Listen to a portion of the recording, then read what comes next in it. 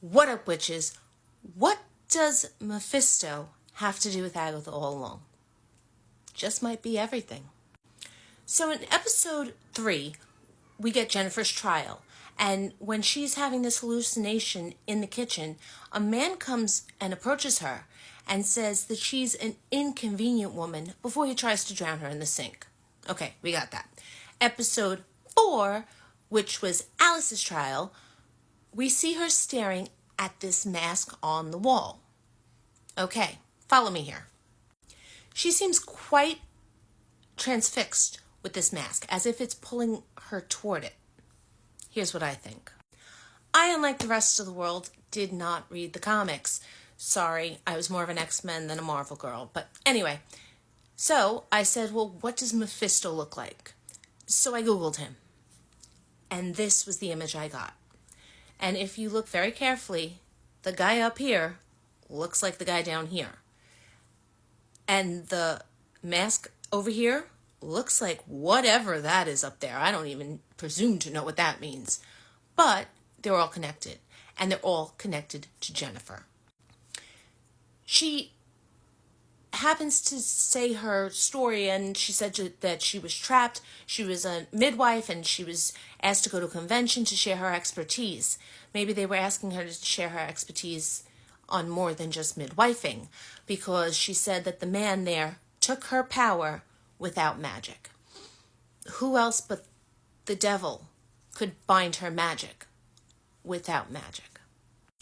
Also, if you think about it, Jennifer, when she's talking to Teen in the Real Housewives of Westview episode, or episode 3, she tells him, you know, no one knows what happens to Agatha's son. She traded him in for the Darkhold, and, you know, he could be an agent of Mephisto. She's the one who mentions him. No one else has mentioned him yet. So do you think that Jennifer might have something to do with Mephisto? If so, what does she have to do with Mephisto, and why did Mephisto want her bound? I guess we'll find that out. Just one of my takes. And another one. What does Mephisto have to do with Mrs. Hart? Well, let's look at this logically. I just rewatched WandaVision for the first time since the show came out. So I watched it, binged the whole thing in one day.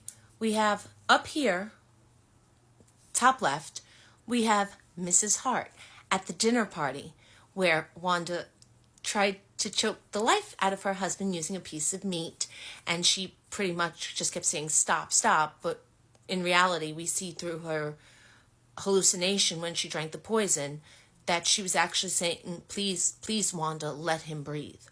So that's one version of Mrs. Hart we get in WandaVision. Now, this version that we see in the top right corner is actually Mrs. Davis begging for her life, because she told Wanda, don't leave us like that. If you're going to leave us like that, just kill us all.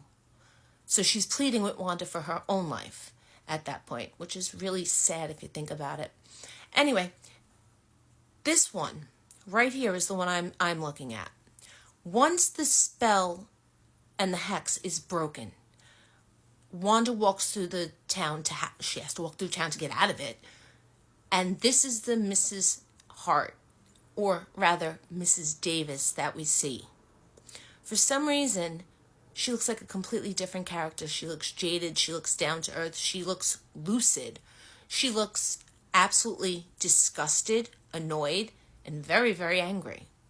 Okay, this is the Mrs. Hart we get in Agatha All Along, which throws back to the first Mrs. Hart, not Mrs. Davis. And you could say, yeah, this was in Agatha's head, but even in Agatha's head, she still was like this. She was still perky and happy and like she was on a sitcom. So I have my own theory about this. What if this Mrs. Hart, or Sharon Davis, never existed? What if this was Mephisto? I'm just saying, here are the reasons I think so. Number 1, when Agatha is in her Agnes of Westview, she sees Mrs. Davis as Mrs. Davis hits Teen with her car because he's being chased by Agnes after breaking into her house, and her son's room more specifically. So she's still back to perky Mrs. Hart, which would make sense because it's in Agatha's mind. All the characters are different at that point.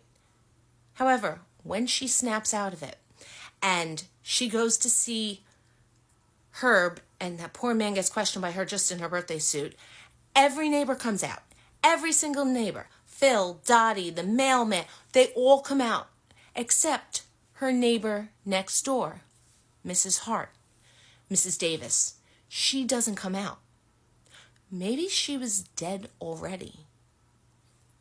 And could that be how Mephisto took control of her body and then went down the witch's road and then died and allowed Rio to come in her place? Because it would make sense that she was able to open the door for the witch's road if she wasn't her. I just found her a bit too perky from this person, especially considering she's told us that her husband died in between these past 3 years, because he was alive in WandaVision in the first episode when they were at dinner, and then we've never seen him since. So, is this really Mrs. Hart, or did both of them die and Mephisto decided to take her body to get to Agatha, to get to the witch's road?